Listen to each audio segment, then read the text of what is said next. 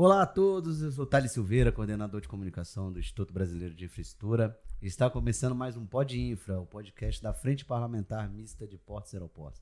E hoje, com uma convidada muito especial, uma consultora, Jennifer Tsai. Seja bem-vinda, doutora Jennifer. Obrigada, prazer é todo meu em estar aqui. Uma honra, personalidades. E ao meu lado, como sempre, uma grande honra, o diretor-presidente do Instituto Brasileiro de Infraestrutura, Mário Povia. Seja bem-vindo, Mário. Obrigado, Thales. Obrigado, Jennifer, por ter dado essa colher de chá aqui para a gente entrevistar você hoje. Que isso. Doutora Jennifer, primeiro, obrigado. Vocês podem até perceber que estamos em um estúdio diferente, né, Mário? Acho que agora, graças aí à força da FPPA e do IBI, nós estamos evoluindo, estamos buscando novos mares, né, Mário? Estamos aqui em São Paulo, na sede da FPPA, na subsede, né, de São Paulo da FPPA e do IBI. O que você achou, Mário? Diretamente da Alameda Santos 745, uma subsede muito bacana. E estamos inaugurando aqui a sala do podcast e mais esse espaço, né, Thales, que nos deixa também mais próximos aí dos nossos mantenedores, né, de um mercado importante, né, que é São Paulo, né, que vive de uma logística forte, né, um estado pujante, e não à toa, né, a Frente Parlamentar elegeu aqui o município de São Paulo como o local da nossa primeira subsede. Sem dúvida, sem dúvida. E estamos estreando muito bem, né? Porque além de um grande evento, vamos ter uma ótima conversa. E a gente sempre gosta de abrir esse podcast querendo saber mais um pouco sobre as pessoas com quem a gente conversa. Então conta pra gente, quem é Jennifer Tsai? Tá certo. Bom, mais uma vez, obrigada. Não precisa me chamar de doutora, fique à vontade para me chamar de Jennifer. E queria dizer que realmente parabenizar e falar que tá fantástica essa sede, tá tudo de melhor, com um bom espaço para fazer eventos e reuniões, organizações. E acho que isso nos incentiva, né, a ocupar esse espaço e trazer bons debates aqui para o nosso instituto. Sem dúvida. Bom, eu sou engenheira de formação, mas, sobretudo, sou uma pessoa comum. Estou aqui, uma entusiasta da infraestrutura como um todo. Acho que eu caí nesse setor muito por conta dos meus interesses, desde sempre, desde criança até, de olhar para mapas e ruas e saber caminhos e, enfim, tá sempre muito próximo, realmente, de como vive uma cidade, como é que ela... enxergando a cidade como quase que um ser vivo mesmo, como que ela evolui, onde que são colocados os equipamentos públicos, para onde, né, toda essa logística. Então, sempre tive esse tipo de interesse. Confesso que eu caí em engenharia meio que de paraquedas, sem querer, mas acho que foi um acerto, assim, da minha carreira. E acho que tem um outro fator também que me levou à infraestrutura, que é o fato de eu ser santista de coração, né? Porque nasci em São Paulo, mas passei grande parte da minha infância, adolescência em Santos. Cidadã ponta praense, como eu disse para o secretário Bruno Orlandi ali. E Santos, né, a gente vê realmente uma dinâmica de infraestrutura muito pujante ali, né?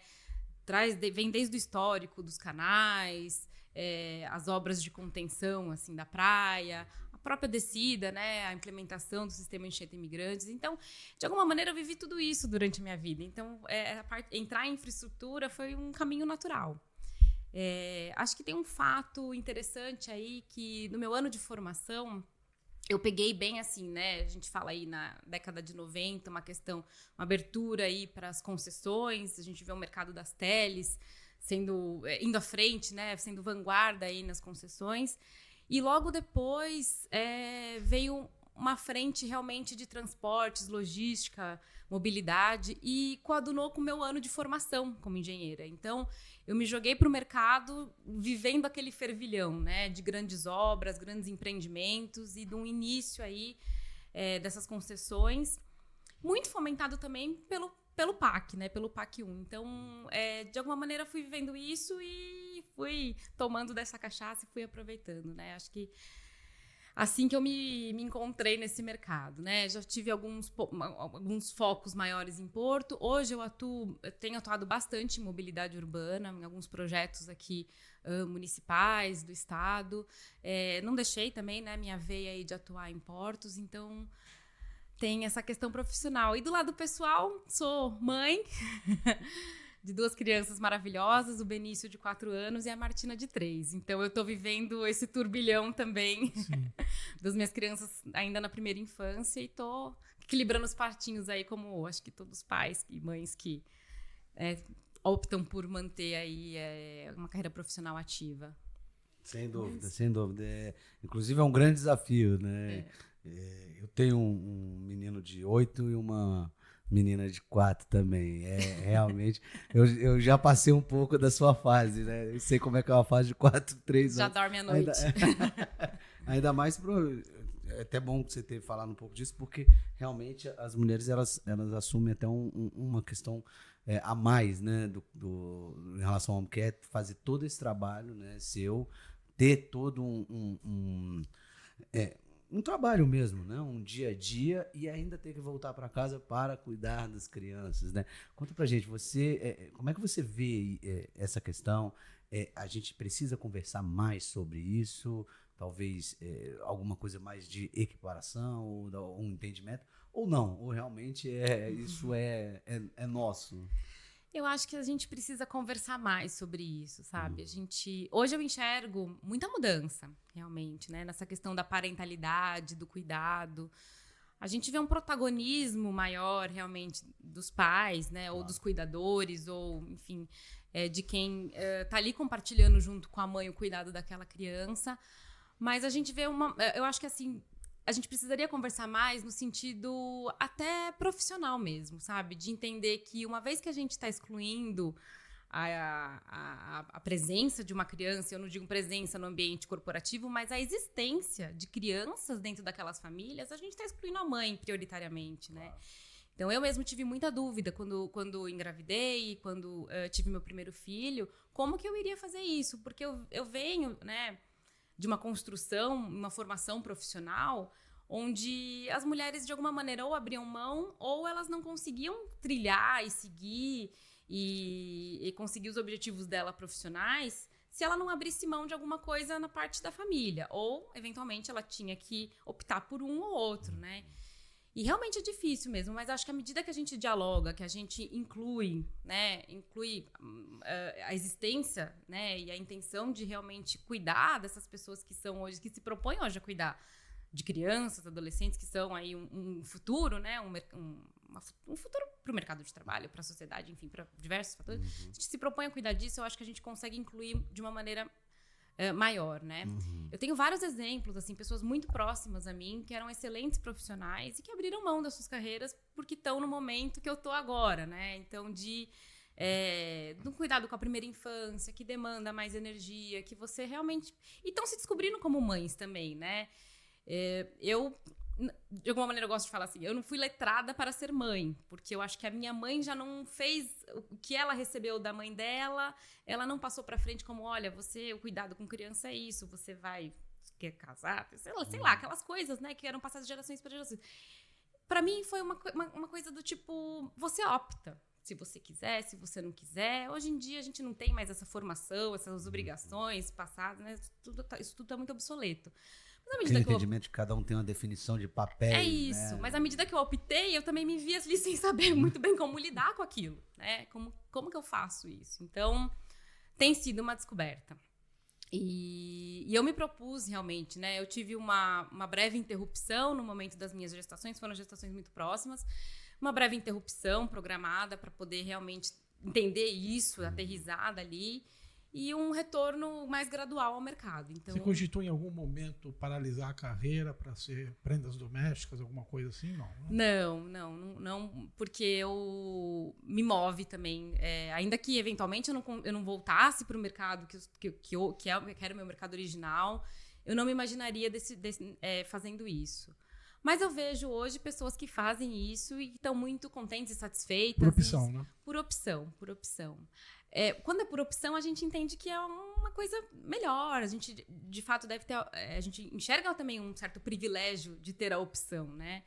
Agora, o problema é quando a gente exclui e a pessoa é levada a isso, né? Ela não tem opção, ela tem que fazer isso, senão ela não tem quem apoie ela aí.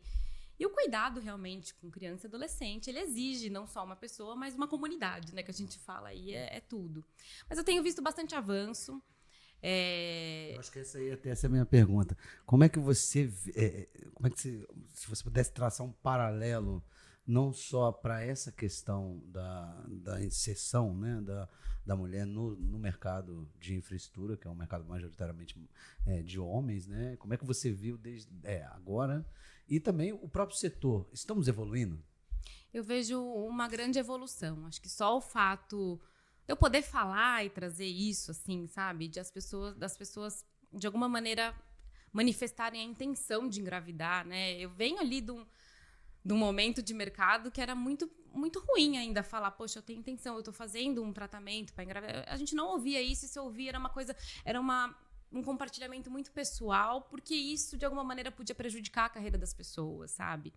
Eu acho que, eventualmente, isso ainda acontece, mas a gente está dando alguns avanços no sentido de, olha, tá tudo bem, a gente vai ter aqui medidas para isso, né? A gente vê extensão de licença maternidade, licença amamentação, então são medidas de incluir a mãe, né? O home office também, você acha que facilitou um pouco nessa questão? Fundamental, o home office foi fundamental. Acho que, principalmente em questão de logística, você ter que se deslocar até seu trabalho. Então, você conseguir manter ali quase que um QG, né, próximo, onde tudo está acontecendo, principalmente quando é bebê mesmo, é fundamental esse entendimento, né? Quando possível, é uma ferramenta que apoia muito. Você utilizou? Utilizei. Eu tive a sorte, ou não sei como que eu posso dizer... Meus filhos nasceram na pandemia, né? No momento onde estava todo mundo de home office mesmo, tinha algumas aberturas, mas ainda era muito restrito. Então, eu consegui de alguma maneira, eu já tinha montado ali um escritório na minha casa e consegui de alguma maneira fazer essa compatibilidade aí com esses esforços. O problema é voltar depois, né? Porque a gente fica tão acostumado ali de estar com aquela logística. Mas eu acho que foi importante, foi fundamental. Eu mesmo não tinha o costume de trabalhar em home office, acho que a própria engenharia não estava muito preparada. A gente sempre estava muito à frente, muito à disposição ali de estar em loco no problema, nos assuntos. Mas foi um aprendizado importante, acho que foi interessante e me ajudou muito nesse momento. Jennifer, me fala, você pisou em canteiro de obra, pisou na lama, você sempre trabalhou em projetos, em birô. Conta um pouquinho da tua experiência na engenharia mesmo, como é que foi desde a tua formação. Perfeito. Eu costumo dizer que eu tirei o meu pé da faculdade e pus o pé no canteiro da obra, né? Então, assim, no finzinho da minha faculdade, eu passei num processo seletivo de trainee para ser executiva de uma grande construtora, posso citar aqui, Andrade Gutierrez, e de lá, do finzinho, peguei meu diploma e já fui direto para obras rodoviárias. Então, eu fui fazer duplicação da Raposo Tavares no interior de São Paulo, atuei em alguns projetos DR e DERSA, aqui também na região, sempre no estado de São Paulo. E isso foi fundamental para trazer todo esse conceito, para me letrar mesmo, para eu entender o que era, como é que é a dinâmica de uma obra de infraestrutura. E a gente acaba não aprendendo isso na faculdade, né? A gente não vê isso, de fato, a gente não tem uma matéria específica. Rodovias, como é que é? A gente vai saber o que é o projeto de uma rodovia, uma implantação, a gente não vai saber exatamente como é que eu faço ali, né? Quais são as etapas para se colocar um canteiro de obra, de onde vem a mão de obra, o que tem ali orbitando toda essa implantação que é necessário você ter atenção, comunidade, meio ambiente, a sociedade como um todo, o teu cliente, né? Acho que foi um ponto importante também para entender o cliente. E obra de infraestrutura, quando eu estava em construtora, meu cliente principal, na divisão que eu trabalhava, era cliente público. Então, eu atuava geralmente para o cliente público. E aí veio também, iniciou também a entender como é que é a dinâmica de uma contratação pública, edital, termo de referência, projeto, composição de preço. Então, assim, tudo isso foi uma grande escola. Eu falo para a turma, né, assim, que viver o canteiro de obra é importante, né? Depois eu saí de lá, acabei indo atuar lá na Autoridade Portuária de São Sebastião, como assessora técnica. São Sebastião tinha um projeto muito grande de viabilização mesmo da expansão, né, e do arrendamento portuário do terminal multicargas. E eu, por um tempo na Andrade, depois da divisão de rodovias, fui para a divisão de portos, porque eu queria viver outro tipo de projeto além do rodoviário. Uhum. Então, trabalhei em Bituba, na construção do terminal lá da Santos Brasil, participei de alguns projetos em Santos também, no Rio de Janeiro também, Espírito Santo. Então, me deu esse background e aí fui convidada para trabalhar na Autoridade Portuária de São Sebastião para desenvolver esse projeto da expansão do terminal multicargas, né? Na época, a gente estava obtendo a licença ambiental, conseguimos uma LP, que infelizmente foi contestada pelo Ministério Público, mas o projeto, o desenvolvimento do negócio, ele caminhou, né? Antes de ser descontinuado, a gente conseguiu ali desenvolver e viabilizar, de alguma maneira, ainda que no papel, mas viabilizar um negócio que, se tudo tivesse caminhado bem, teria dado ali uma bela ampliação para o terminal, né? E hoje, né, depois desse tempo todo, isso foi mais ou menos 2013, 14, e hoje os projetos estão voltando, né? Hoje a gente tem aí uma expectativa do terminal lá de São Sebastião ser arrendado aí, acho que na sequência dos que estão passando. Mas um projeto muito menor do que aquele que foi pensado lá em 2012, 2013, não? Muito menor, muito menor. O que eu acho que estrategicamente faz muito sentido ali, né? Uma região sensível, tem um apelo muito grande ali da comunidade, de moradores, pescadores, mesmo turistas também. Então, a gente sabe que um projeto portuário ele traz realmente alguns impactos. Em contrapartida, se naquela época a gente discutia a falta de um acesso terrestre, hoje o acesso terrestre está pronto, né? A gente tem a duplicação de Tamoios maravilhosa, desembocando ali, através dos contornos sul e norte, na porta do Porto de São Sebastião. Então, você tem já toda essa infraestrutura de acesso pronta, esperando aí essa ampliação e esse próximo projeto, né? Perfeito. E aí me vem duas questões. Quando você falou da Autoridade Portuária de São Sebastião, Mário também fala com propriedade sobre o porto, né? Agora, o Porto de São Sebastião ele pode ser uma alternativa para desafogar Santos? Te pergunto porque a gente vê hoje o Cais Santista com um grande problema de acessos, né? Acho que até daqui a pouco a gente vai falar até mais sobre isso, mas há uma necessidade de você ter um escoamento da carga e o Porto de Santos, querendo ou não, até todas as obras estarem concluídas, ele vai ter algum problema de acesso, né? Você acha que São Sebastião pode se tornar uma alternativa nesse sentido? E a outra pergunta vem do licenciamento ambiental. Queria que você falasse, óbvio que no que possível, a gente hoje vive uma sociedade um pouco difícil, né? Você conseguir um licenciamento e de repente esse licenciamento ele é travado em certo momento. Você acha que isso impacta no custo, na segurança jurídica, no encaminhamento da economia para o setor? Bom, eu vou começar de trás para frente falando do licenciamento, aproveitando aí o gancho. Certamente, assim, a gente hoje tem projetos que não saem por licenciamento, tem investidores estrangeiros que olham e já sabem como é que é o processo de licenciamento aqui no Brasil. Eu acho que teve muito avanço nos últimos tempos, mas de alguma maneira ainda é um tabu, né? Quando a gente fala de licenciamento de grandes projetos aí. Então, eu sempre defendo trabalhar muito próximo ao órgão ambiental, né? A gente precisa realmente saber as dores que estão do lado de lá e tentar trazer isso aqui pro lado de cá e saber como que a gente pode preencher lacunas, né? Tentar ali mostrar o que tem de melhor, o que vai trazer, o que vai proporcionar. Eu já trabalhei em alguns processos de licenciamento em que a gente teve que realmente dar um passo para trás, recuar e atender alguns pontos aí que oneraram o projeto. Mas, de alguma maneira, o projeto foi para frente, ele saiu, ele está lá, é um ativo, está operando.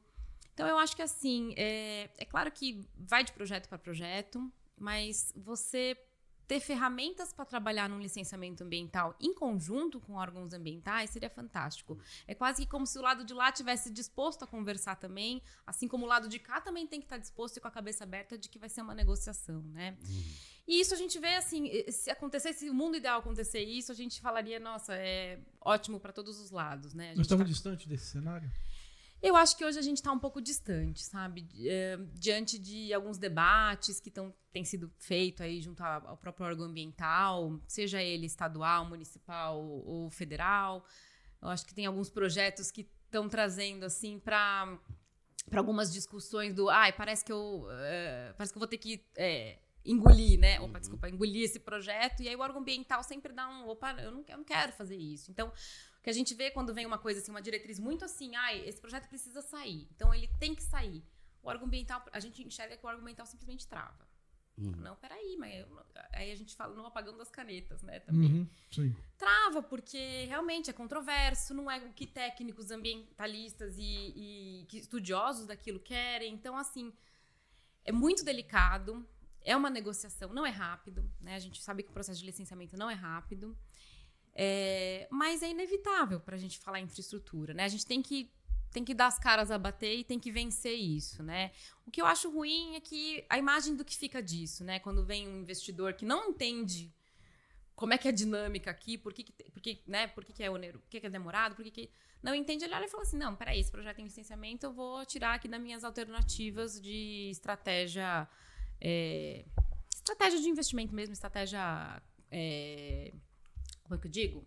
Empresarial, estratégia empresarial. Jennifer, mas me diz uma coisa, assim, e essa dupla instância, vamos dizer assim, no licenciamento ambiental, né? Você, pegando o exemplo mesmo de São Sebastião, né, que foi um licenciamento, eu até acompanhei na época, eu estava no Conselho de Autoridade Portuária, foi um licenciamento que durou aí 1 ano e meio, 2 anos, o próprio IBAMA foi quem licenciou, e essa licença durou 1 semana, talvez, né? E logo veio a ação civil pública e a liminar, tirando os efeitos do licenciamento, né? Como que você enxerga, né? Quer dizer, você tem todo um trabalho de construção com o órgão ambiental, não é? Ele concorda ali com o projeto, com inúmeras condicionantes, enfim, não é? Te outorga a licença ambiental e ali 2 ou 3 dias depois vem uma ação civil pública e joga por terra toda essa construção. Como é que você enxerga isso? Eu vejo que, assim, se teve esse ruído é porque, bom, primeiro, de fato, alguns pontos não estavam claros ali, né? E quando a gente fala em Ministério Público, vem um pouco também daquela luta, né? Daquela queda de braço ali, do tipo, eu não queria de jeito nenhum licenciamento. Mesmo assim saiu, ainda que tenha saído com todos os critérios técnicos e necessários, condicionantes e compensações, eu não queria sair. Então, eu vou colocar uma ação civil pública aqui para falar, eu não quero, né? É legítimo, né, que aconteça isso, que tenha esse tipo de questionamento. Mas, ao mesmo tempo, quando a gente tecnicamente começa a enfrentar essa ação civil pública e identificar os pontos, né, que foram levantados ali como pontos sensíveis realmente ao licenciamento ambiental, a gente via que de alguma maneira era frágil isso, né? Então, falava-se muito, aqui a gente não quer uma pera ferroviária, e o projeto não tinha previsão nenhuma de ter uma ferrovia ali, de ter realmente... A gente não identificava naquele momento um acesso, né, via férrea. Falava um pouco da questão do container e do bloqueio à visão, né? O empilhamento de container iria bloquear a visão turística para a ilha. Tinha algumas coisas ali, e eventualmente é um ponto que pode ser mitigado, né, num projeto, tá? A gente não vai ter um empilhamento de container em determinados pontos do projeto, ou a gente pode trabalhar com container um pouco mais próximo ali à retroárea, não deixar ali tão próximo à frente mar. Então, assim, daria realmente para a gente tentar argumentar e trazer e enxergar os benefícios do projeto como um todo. A gente vai desenvolver a região, é uma alternativa logística para Santos, e aproveitando para puxar esse gancho, né, falando assim, pode ser uma alternativa logística. Eu acho que Santos ele tem características naturais e hoje, né, além das naturais, já consolidadas, logísticas, para ser a melhor alternativa para a movimentação. O que eu vejo São Sebastião vai ser ali do que não estiver atendendo em Santos, sabe? Do que eventualmente a gente não ter mais área para aquele tipo de carga. E ele vai se desenvolver tal qual tem sido desenvolvido Paranaguá, Itapoá, talvez até Itajaí, Navegantes. Eu acho que ele vem ali a reboque do faltou. A gente está enxergando ali alternativas, composição para a exploração de algumas cargas estão faltando e podem ir para São Sebastião. Então, se hoje a gente está falando, assim, por exemplo, no Tecon 10, né, uma movimentação de container, um arranjo que pode ser de algum grupo empresarial, se eventualmente alguém ali ficar sem área, São Sebastião pode ser uma alternativa. Outras cargas também, como veículos, carga de projeto, poderiam também ir para lá, né? A gente enxerga, porque talvez fiquem sem alternativa em Santos também, então poderiam desenvolver alguma coisa em São Sebastião, aproveitando já que agora, né, depois de 10 anos, a gente vê realmente uma infraestrutura de acesso colocada ali. Então, eu enxergo isso. Mas Santos, ele tem as características, né, de estar ser uma via mais próxima e ter toda a infraestrutura colocada para acesso aí para o Arco Norte, enfim, para toda a fronteira agrícola brasileira. Perfeito. Então, vamos para Santos agora. Um pouco antes da gente ir para o túnel, eu queria... primeiro, uma curiosidade, né? Você que morou em Santos há muito tempo, o Mário também morou, né? Eu tenho uma dúvida, e eu acho que muitos também, que talvez seja o maior temor. Nós teremos a construção do túnel, nós teremos a construção, se tudo der certo, do TECOM 10, teremos a construção da terceira pista. Como é que vai ficar Santos nos próximos 8 anos aí, em obra? Acho que eu acrescento aí alguns outros projetos, né? Os acessos ali dos terminais, então a gente fala da Lemoa, acesso no Sabuó, acesso Valongo, o terminal de cruzeiros do Valongo, essa troca diária, permuta diária. Melhorias nas perimetrais, a gente fala da perimetral da margem esquerda, na perimetral da margem direita também, que seja em obras de melhoria. FIPS, né? FIPS. Dragagem, a gente fala no aprofundamento do canal, eventualmente a construção de um guia corrente, caso a gente enxergue aí a necessidade diante desse aprofundamento, de uma otimização em aportes e sentimentos, enfim. Então, eu acho que Santos vai virar um grande canteiro de obras, né? E eu até fiz uma conta certa vez, pegando uma área que sombreasse esse tecido urbano e essa interface entre o porto e a cidade, e eu cheguei na seguinte conta: a gente vai ter aproximadamente 500 milhões de investimento por quilômetro quadrado em Santos. Nossa. Em 5, 10 anos. É muito, é um número assim assustador. E acho que a dúvida, né, que a gente pensa e para e fala, tá, mas como é que a gente nem vislumbra que isso vai acontecer, né? Então parece que a gente já sai ali de um placar negativo. Não vai acontecer um negócio, não vai dar certo, não é possível. Imagina, a gente está aqui lutando para fazer um viaduto, fazer uma passarela, fazer alguma coisa assim, né? Eu acho que, e aí vem um convite, e parte do meu trabalho também, de apresentar, né, para tomadores de decisão, fomentadores de política pública, o que pode ser feito em relação a isso. Então, o que a gente olha para outros projetos, trazer um benchmark, seja fora do Brasil, seja dentro do Brasil mesmo, em trazer um benchmark de como uma gestão de projetos efetiva poderia apoiar nessa coadunação aí, nesse grande canteiro de obras que é o que vai virar Santos, né? E eu acho interessante, assim, tem alguns paralelos. Por exemplo, a gente estudou, eu tenho um apoio, né, uma parceria técnica com um grupo, e a gente quer trazer isso, a apresentação está quase no jeito a gente para trazer, mas a gente estudou, por exemplo, o que foi feito no Rio Grande do Sul pós-catástrofe, né? Catástrofe das enchentes e tal. Um grande volume de investimentos num prazo muito menor do que teria que ser feito em Santos, né? É claro que até hoje está sendo construído, está sendo recomposto, né? E eventualmente melhorado o que tinha lá antes, mas foi feita uma gestão de projetos, né? Teve isso, porque a gente está falando de governo municipal, governo estadual, governo federal, autoridades, empresários, autoridade portuária, empresário. A gente está falando de um grande grupo aí que todo mundo tem um interesse econômico, né? Pontual ali, ou difuso, eventualmente, mas que como que a gente faz com que todo mundo, a gente faz uma amálgama em tudo isso para poder ir andando, né? E o trabalho de gestão de projeto, basicamente, sendo bem simplório aqui, a gente puxa e empurra na hora certa, na hora que tem que empurrar, e coloca todo mundo numa mesma página, né? Então, como que a gente consegue? Lógico, prevendo também o que pode acontecer de risco, prevendo ações que podem ser tomadas. Então, a gente está fazendo isso. Eu queria muito apresentar isso, porque eu acho que é uma sofisticação aí do que a gente fala de implementação de obras de infraestrutura no Brasil. Então, Jennifer, nessa matriz que você coloca de vários empreendimentos simultâneos, né, estruturantes, dentro do mesmo município, dentro de um mesmo cluster portuário, digamos assim, envolve mais de um município, né? Mas na tua matriz SWOT aí, vamos dizer assim, né? Tem mais convergência do que atritos? Tem mais convergência, Mário. Não tem como, né? A gente quer realmente desenvolver isso e todo mundo tem o interesse de sair do outro lado de lá com um projeto implantado, com uma logística eficiente, com a mobilidade urbana funcionando, né? Evitando aí engarrafamentos, evitando paradas. Então, a gente enxerga que é bom para todo mundo, né? Basta aí a gente estar todo mundo junto, somando esforços para fazer acontecer. Acho que o próprio exemplo do túnel Santos-Guarujá, a viabilização do projeto e hoje a gente está vendo que o leilão está marcado aí, o edital está na rua, o leilão marcado para setembro, é um grande exemplo disso, onde somado esforços, governo local, governos locais, né, porque são mais de um município, autoridade portuária, governo federal, governo estadual, juntos aí conseguiram viabilizar um projeto, né? Mas assim, fundamental que a gente tenha alguém que encampe, né? A gente precisa de uma coordenação disso tudo, a gente precisa de alguém que vista ali a camisa e que esteja devidamente paramentado para isso. Então a dúvida é quem que é, né? Quem são essas pessoas que tocariam esses projetos? Quem que tá, né?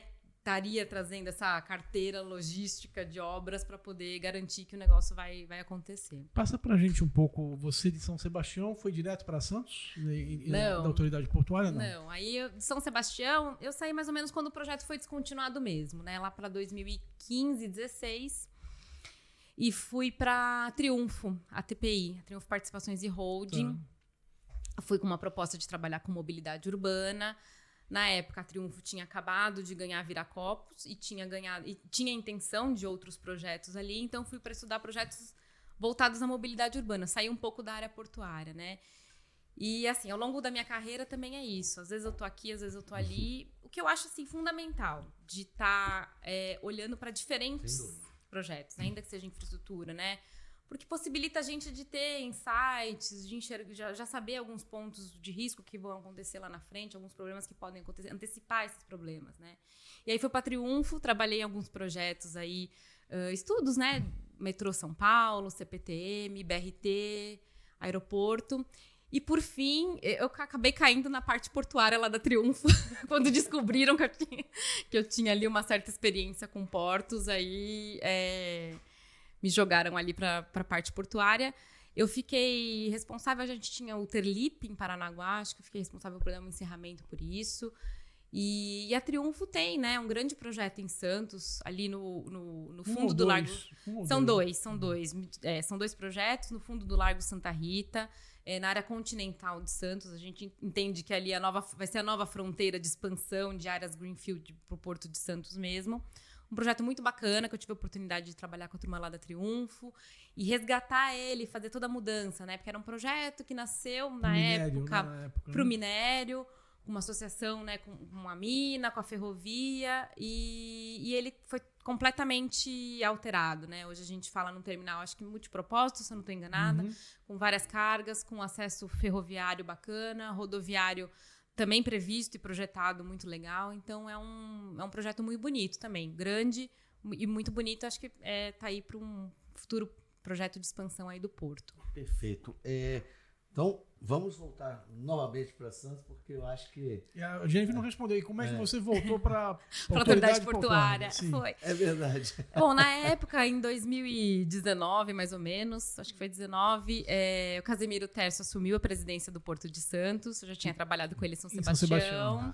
E aí ele me convidou para assumir a diretoria de engenharia, que se tornaria o que é hoje a diretoria de infraestrutura. Na época, nós colocamos meio ambiente, segurança do trabalho e saúde junto. E aí o bacana era isso, a gente conseguia atuar nas duas pernas, né? Nas duas pernas de desenvolvimento de engenharia, junto aí com aspectos ambientais e trazer isso para a comunidade também. Olha, a gente está aqui tentando trazer todo mundo junto, colocar na mesma página e tentando mitigar aí qualquer tipo de riscos, né, ambientais que possam haver de futuros licenciamentos. Então, foi assim que eu voltei para o Porto de Santos e aí voltei numa posição diferente, né, de enxergar realmente o Porto como um todo, não só mais um terminal privado, estou enxergando todos os complicativos de acesso, os projetos que tinham sido previstos, o andamento das obras que já tinham sido contratadas.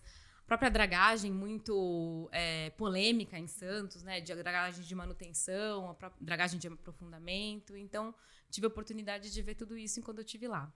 Legal, muito bom. Agora,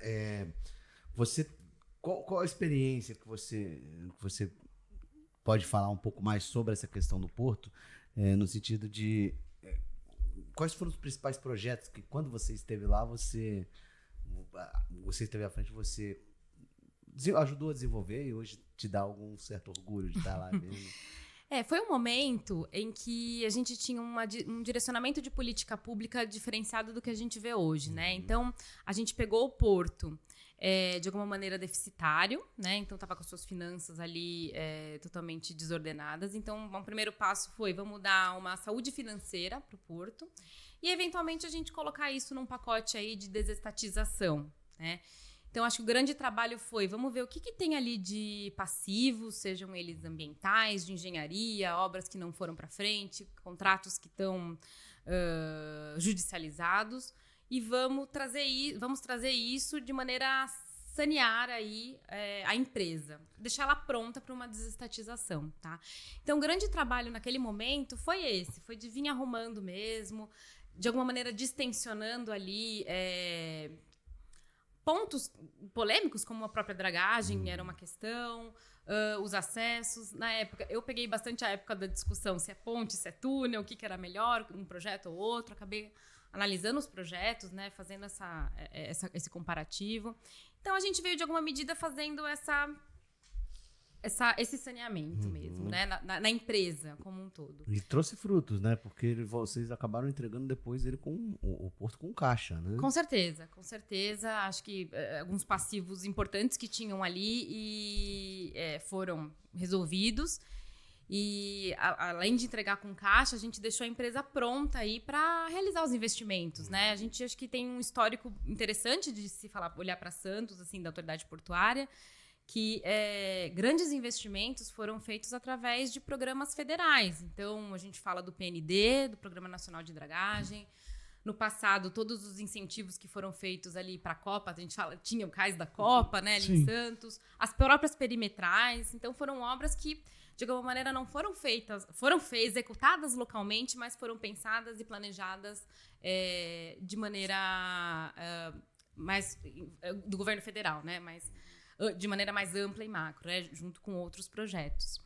E o interessante é isso, hoje a gente vê aí a autoridade portuária com condição de realizar os investimentos, com capacidade técnica, com bom caixa, e esse caixa tende a aumentar, né, se a gente olhar aí para os próximos leilões que estão previstos aí para Santos, né, o que é uma sinalização positiva diante da demanda dos investimentos. Agora, você participou, então, daquele momento de preparação do porto para ele realmente, efetivamente, ser concedido, né? É importante deixar claro que não é nenhuma privatização, né? Porque houve esse discurso. E esse ainda discurso, hoje há, né? É um discurso errado, né? De falar, como qualquer ativo, ele pode ser concedido, né? Desde que com garantias de investimentos, né? Palpáveis para a realidade de um porto do tamanho do de Santos, né? Agora, hoje a decisão do governo é para conceder serviços, né? Então, o governo agora quer conceder o serviço de dragagem, né? Então, tem que fazer todo um estudo. Gestão do canal de acesso, na verdade. Desculpe, uma gestão de canal de acesso, né? Então, como é que você está vendo essas mudanças de governo em 4, 5 anos e mudar radicalmente o pensamento? Elas atrapalham muito ou não? Ou é possível gerir? Olha, bom, vou eu falar de novo com meus colegas da autoridade portuária, mas não é por mal não, tá? Mas não fiquem chateados comigo. Mas eu vejo que assim, de alguma maneira atrapalha, claro, mas se a gente olha para as autoridades portuárias hoje, a gente está falando de profissionais que entraram lá, são concursados, que vão passar lá 30, 40 anos. As gestões vão de 4 em 4, né? A gente vai mudando, eventualmente a gente pode ter uma continuidade ou uma mudança mesmo de política pública. Mas acho que o fundamental é entender o porquê algumas coisas que são evidentes que são necessárias, porque elas não são, de alguma maneira, colocadas como prioridade. As pessoas que estão lá, que viveram essas mudanças de gestões, sabem da necessidade desses investimentos, né? Então, eu acho que também tem uma questão assim, quase que, bom, vai mudar mesmo? Então, vamos ver aqui como é que vai ser no próximo? E a coisa meio que tende a não caminhar, não fluir, não andar, sabe? Então, eu acho que a gente precisava pensar e aproveitar mudanças, aproveitar até mesmo o exemplo do Porto de Vitória, que que tem uma concessão do Porto como um todo, e trazer isso para a discussão novamente. Então, a gente teve uma concessão que aconteceu em Vitória, que a gente está enxergando como estão sendo esses primeiros anos. A gente pode pensar aqui numa concessão de serviços, sejam eles aí um pacote de 5 concessões que pendura. A gente precisa entender o que de fato vai trazer de benefício para garantir os investimentos do porto, que eu acho que hoje essa é a grande... É o que a gente está incerto, é a grande falta de segurança para poder manter. A gente vê hoje os investimentos públicos não acompanhando os investimentos privados, né?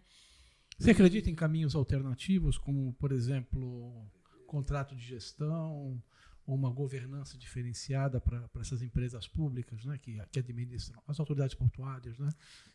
Eu acredito, Mário. Eu acho que esse é o caminho mesmo. Acho que o PL dos portos veio no sentido da gente colocar esse debate de como a gente consegue instrumentar as autoridades portuárias para garantir que esses investimentos sejam feitos, né? E aí, tal qual foi o antigo marco regulatório que trouxe ferramentas de planejamento, eu acho que ele tem que trazer agora umas ferramentas de ação, que é o que a gente tem evidenciado que está faltando, né? Que estão escassas. Então, se lá atrás, né, trazendo de novo a conversa, a autoridade portuária não tinha condição de fazer investimento, hoje ela tem, mas de alguma forma a gente não está conseguindo enxergar, seja porque ela está sobrecarregada com diversos projetos, porque falta mão de obra, porque falta tecnologia, ou seja, eventualmente porque tem essas mudanças de diretrizes e de política pública. Isso precisa ser analisado, né? É lógico que quando a gente fala de um porto numa dimensão muito menor do que o de Santos, a gente não vê o impacto disso. Mas quando a gente fala de Santos, que a gente tem ali realmente investimentos estruturantes a serem feitos, o impacto é muito grande. Eu acredito que, assim, toda alternativa e todo estudo, seja ele uma concessão, uma PPP de serviços, o que vier é bem-vindo para ser discutido e debatido, né? E eu entendo que uma modernização da gestão, através de um contrato de gestão, que tenha ali muito claro qual é o retorno da autoridade portuária, o que ela tem que entregar, sabe? A gente enxerga a autoridade portuária como uma empresa, que ela é. Né? Então, acho que esses pontos são essenciais para o sucesso aí e para uma futura gestão. Você deu um exemplo para a gente da diretoria que você ocupou, lá a Autoridade Portuária de Santos, né, que cuidava de engenharia ou de infraestrutura e, ao mesmo tempo, de segurança e meio ambiente. Né? A gente vê também um modelo, eu acho, no governo do Estado de São Paulo, que também acumula ali infraestrutura, enfim, e meio ambiente. E não raro a gente se depara com um cartão de áreas de portos internacionais na Europa, né, com infraestrutura e meio ambiente na mesma pasta. Né? Você acha que funciona bem esse modelo? Se a gente tivesse um Ministério de Infraestrutura e Meio Ambiente, a nossa vida ia ficar melhor? Bom, indo para uma esfera no andar de cima. Olha, é difícil dar. Eu com certeza acho que melhoraria, mas aí o que eu tenho o que me traz esse embasamento é enxergar que projetos menores, né, ou seja, estaduais, municipais e até privados, dão certo. Então a conversa é o pertencimento, é não enxergar como inimigo, é entender que vamos juntos construir. E a gente vê isso muito também nessa veia de ESG que tem crescido muito e tem sido a diretriz, né, do desenvolvimento socioeconômico. Então, a gente tem que olhar, olhando para isso, a gente entende que é um bom exemplo, né? Agora, o Brasil é um país gigantesco, né? Então, a gente pensar que infraestrutura vai conversar com o meio ambiente de maneira sinérgica, é realmente um sonho. Seria um sonho mesmo que a gente pudesse. E assim, não puxando a sardinha para o meu lado, mas a gente também enxergar, nós como engenheiros e técnicos de obra, enxergar o lado de lá, né? Olhar, poxa, veja, né? A gente está vivendo mudança climática, a gente está vivendo, assim como fatores aí. Assim como as enchentes, né, do Rio Grande do Sul, a gente está vendo alguns desastres ambientais acontecendo. Então, de fato, alguma coisa está mudando, né? E eu acho que trazer isso também para a engenharia, desde a concepção de projetos, onde a gente enxergava lá alguns parâmetros para dimensionamento e projeção de projetos, a gente revisar esses parâmetros junto, eu acho que isso é muito rico. Então, seria realmente um sonho enxergar isso e trazer, eu acho que traria muito desenvolvimento, promoveria um ambiente interessante, né? No mínimo. Sem dúvida, sem dúvida. Você falou um pouco não. em alguns momentos, né, da sua formação como engenheira. E como engenheira você fica olhando todas essas obras e falou também dos editais, teve um certo momento que você falou. Eu acho que isso tudo culmina com o que você trouxe para a gente hoje aqui na sede da FPPA e do IBI, né? Acho que para quem não acompanhou, Mário, a Jennifer fez uma apresentação aqui para os nossos associados, né, e membros da frente e do IBI, um estudo sobre o legado do túnel Santos-Guarujá. A ideia é entender o que esse canteiro de obras, que é um canteiro de obras diferente, né, de um canteiro de um empreendimento comum, né, até porque você está construindo um túnel submerso, né? Então ele pode sim trazer algo ainda mais, agregar mais à cidade de Santos. Conta pra gente um pouquinho sobre como é que você culminou nesse estudo, né? Acho que foi a sua curiosidade novamente. Com certeza, eu sou devoradora de editais de obra de infraestrutura, até porque é uma oportunidade da gente ver projetos diferentes, entender né? o racional, né? Entender o racional, não olhar só para um aspecto de obra, mas entender como é que se formata uma concessão, como que se remunera um concessionário, quais são ali, o que direciona os interesses e como que é o projeto como um todo, né? E mais do que isso também, né? Eu acho que infraestrutura, a gente não vê uma obra a cada mês diferente aqui, a gente não vive, né? A cada ano, tal qual como o mercado imobiliário, que a gente está vendo aqui em São Paulo mesmo, vários tipos de obra diferentes. Então, é legal ver esses projetos. Eu costumo olhar para os editais sempre com esse viés também. Olha, um projeto aqui diferente, uma rodovia, o que eles estão usando de tecnologia diferente, o que tem aqui que eventualmente eu posso trocar uma figurinha com alguém. E o projeto do túnel foi isso, assim, é claro, eu queria muito conhecer, eu já conhecia o projeto lá de trás do Dersa, na época, mais ou menos 2013, mas eu queria saber, primeiro, o que tinha mudado de lá para cá e como que a gente atualizou, né, o negócio em si, a concessão, a PPP, como que foi formatado, né, o que isso impactaria na dinâmica portuária, na dinâmica das cidades. Então, eu fui devorar o edital e me chamou a atenção, realmente, uma planta lá onde a gente identifica potenciais áreas de canteiro para essa doca seca, né, que é praticamente um estaleiro. E aí eu vi que tinha uma sobreposição com vários projetos anunciados no Porto de Santos. Então, ali me deu um grande alerta de, opa, alguma coisa não está conversando, eventualmente, né? Ou cronogramas não estão ali batendo, né? Então, fui procurar realmente saber o que tinha ali previsto e projetado. Fui entender como é que estava o projeto, né? Que ainda que não vinculante, é um projeto que está no edital, que foi feito lá atrás para o DES. Como que se imaginava a construção desses módulos de concreto, onde eles ficariam aguardando para ser posicionados. E enxerguei, olhando para benchmark de fora, olhando para os projetos, né, internacionais, enxerguei que a gente poderia pensar um pouco diferente em relação à construção desse estaleiro de concreto aí, né, essa doca seca, e como que isso poderia conversar, né, primeiro, com uma sustentabilidade gigantesca, ou seja, a partir de uma área de canteiro de obra, como é que eu transformo isso, como é que eu utilizo isso para uma área futura, seja operacional do porto, seja um equipamento público municipal, seja alguma coisa bacana ali para a sociedade. E segundo, como que eu encaixo isso em Santos? Porque em Santos a gente sabe que a gente não tem área, a gente não tem mais área brownfield. A gente trocar tem esse pneu com o carro andando, né? É isso, né? Como que a gente conseguiria? E aí o que eu trouxe aqui hoje foi, poxa, assim, uma reflexão. É algo interessante que a gente gostaria de tocar adiante, a gente quer estudar, a gente quer entender como poderia se viabilizar. É um primeiro passo. Segundo, quem poderia, né, eventualmente, encampar essa discussão? A gente tem aí um leilão para acontecer em setembro. E em terceiro, quais são as áreas possíveis para isso acontecer? Né? Como que a gente consegue estudar alternativas e cronogramas e os impactos de trazer esse canteiro de obra de um lugar que está previsto para cá, se isso é positivo, quais são os prós e os contras. Então, acho que eu trouxe essa reflexão aqui para o IBI. Gostei bastante das perguntas e dos questionamentos que foram feitos. Tinha alguns técnicos ali na mesa.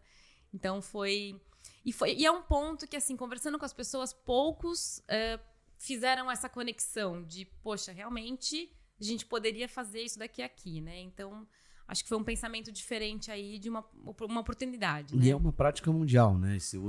Desse reuso dos canteiros de obras desses grandes empreendimentos, né? Sim, é uma prática mundial e mais do que isso, assim, quando a gente fala de reclaimed areas, que são as áreas que a gente está construindo a mais, é o que tem de mais moderno no mundo em ganho de área, né? Principalmente em áreas portuárias. Então a gente quer ganhar área, a gente não quer só construir daqui para trás, a gente quer também conseguir se apropriar daquele espelho d'água e conseguir construir alguma coisa ali, tornando essa área operacional, né? E a gente tem também esse tipo de construção para áreas habitacionais. Então, acho que em Mônaco, recentemente, eles fizeram uma grande área dessa também, ampliando aí a faixa terrestre sobre o mar. Até porque se você não amplia Mônaco, ou você é o Galvão Bueno e tem dinheiro para comprar lá, ou você... Mas foi um projeto bem... E acho que o Roterdã fez um pouco disso também. Roterdã fez isso. Então, assim, é uma prática mundial que usa, né, material já proveniente ali de uma dragagem, que a gente pode trazer uma tecnologia para aquilo. E quando a gente olha para Santos, para as regiões que a gente tem nessa interface porto-cidade, nesse tecido urbano, a gente sabe que ali é tudo muito apertado, que falta área para a gente fazer um acesso rodoviário melhor, falta área para a gente colocar as obras de infraestrutura da FIPS. Falta, né? Se a gente pudesse ter um pouquinho mais ali para conseguir fazer uma drenagem melhor, fazer ciclovia, passeio. Então, qualquer ganho ali seria muito proveitoso pelo município, né? Tanto Santos quanto Guarujá também. Então, a gente fala muito de Santos, que sabe dos problemas que tem ali muito nas perimetrais. Né? Mas Guarujá também. E até objetivamente, você, né, no seu mundo ideal, no seu desenho, no seu croquis ali de engenharia desse túnel, essa área você acha que ela pode virar o quê? Ela tem o potencial para se tornar um terminal, de repente, uma praça, enfim. Como é que você vê?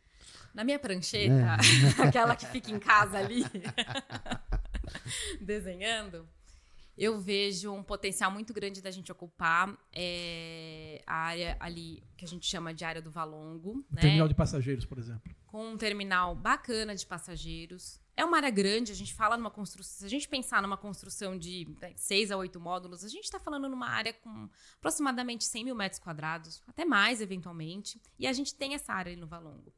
E eu vejo, assim, na minha prancheta, como eu digo, né?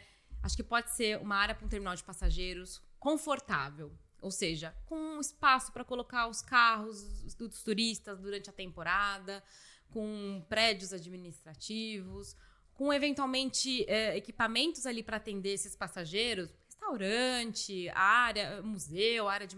Assim, isso poderia estar conversando com a própria revitalização do centro histórico, tem área para isso.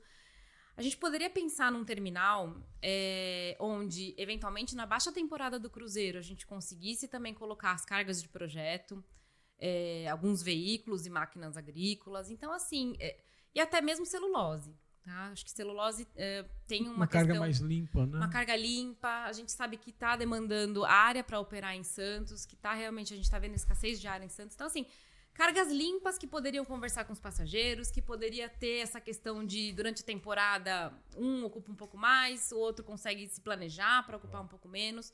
Cargas que eventualmente possam, assim, até a gente... Talvez isso não seja legal para todo mundo, mas a gente gosta de olhar o porto. O que é um porto, né? Então, que o próprio turista olhe para aquilo e fale assim, poxa, que legal, tô vendo aqui um navio atracado, ele tá movimentando, que ele consiga, né, ver, poxa, tá aqui um pátio de veículos. É uma operação com o navio Rorô, por exemplo, é uma operação bonita. Muito bonito de ver, é muito legal, né? E acho que seria interessante mesmo, né? Se a gente conseguisse isso. Somado a isso, a própria revitalização do Cais do Valongo, né? A gente hoje está falando ali daqueles 4 armazéns, mas tem toda aquela área, aquela faixa que poderia se aproveitar disso também. Então, a gente ampliar o próprio Parque do Valongo, teria uma área para isso. Assim, a área é muito grande. Mas, de alguma maneira, nunca se viabilizou fazer nada ali. Uma, porque talvez fosse muito caro mesmo você fazer uma infraestrutura ali do zero para alguma carga que se viabilizasse, porque a gente também tem uma questão do patrimônio histórico envolvida, né? Então, e acesso, né? Tem tudo isso. Então, talvez seja uma oportunidade para rediscutir ali e organizar e desenvolver, evoluir. Até já pensei, aí eu vou colocar aqui na minha pranchetinha também, num próprio centro administrativo, onde autoridades pudessem estar ali, tal qual a gente vê em alguns municípios, autoridades, empresas. Talvez seja uma tendência no Porto hoje, e eu sei de um terminal que está fazendo isso, que está tirando sua área administrativa de dentro do terminal, colocando para um prédio comercial no centro de Santos, para poder tornar aquela área operacional. Realmente... Ou seja, maximizar o uso do espaço primário, em área primária, né? Exatamente. Então, eventualmente, até ali, se a gente colocar, ordenar, aí realmente é o estudo que vai poder dizer as demandas que tem, o que a gente quer, viabilidade técnica para isso. Mas seria uma área muito legal, né? Eu acho que, assim, o próprio projeto do túnel da Dinamarca, que vai transformar aquela área em praia e em área para prática de esporte, de trilha... É uma sinalização interessante, né? De como você devolve aquele transtorno que é um canteiro de obras para a sociedade. Então, acho que tem uma boa conversa aí. E tem tudo para dar certo, né? Eu Tomara. acho que, finalmente, Santos está se modernizando de uma forma que, como você mesmo disse, são 500 milhões por metro quadrado. Quilômetro quadrado. Por quilômetro quadrado. Isso aí são valores astronômicos, né? Então o potencial está aí, é gigantesco. Agora, só para te informar, você ficou num primeiro momento preocupada se a gente ia gastar muito tempo. Você sabe que já se passaram mais de 1 hora de conversa, né? Mentira. Então eu vou ter que, infelizmente, acabar esse papo. Porque papo bom, né, Mário? Passa rapidinho, passa né? rápido É verdade. demais, né? É verdade. Mas, Jennifer, vou deixar aqui para você suas considerações finais. Muito obrigado, foi um prazer e uma aula que a gente teve, não só aqui nesse podcast, mas ali mais cedo. Só tenho a agradecer. Obrigada, Mário. Obrigada, Thales. Isso. Ai, meu Deus, me deu um branco. Desculpa. Nada, sem problema.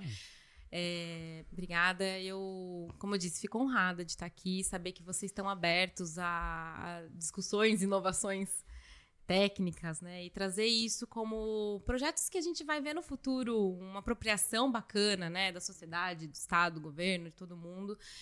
E saber que tem uma porta aberta para essas ideias, né? A gente sabe que cheio de ideia, todo mundo tem um monte de ideia, mas saber que uma ideia é boa é uma honra para mim. Saber que aqui tive ecoou algo bacana. E fico à disposição. Muito obrigado, Mário. Suas considerações finais? Não, Jennifer, a honra nossa de ter você aqui, né? E a gente espera que você inspire, né? Não só outras mulheres, né? Mas também essa juventude que está vindo aí, né? Para essa missão, né? De tratar da infraestrutura, tratar da engenharia do país, né? A gente vê você falando com esse brilho nos olhos, né? Então, que você seja essa inspiradora, né, para uma nova geração de mulheres e de jovens, enfim, para essa área. E uma honra ter você aqui. Muito obrigado, viu? Obrigada, gente. E você curta, se inscreva no canal, acompanhe nossas redes sociais, porque agora em Brasília e em São Paulo a gente segue em busca de uma infraestrutura forte no país.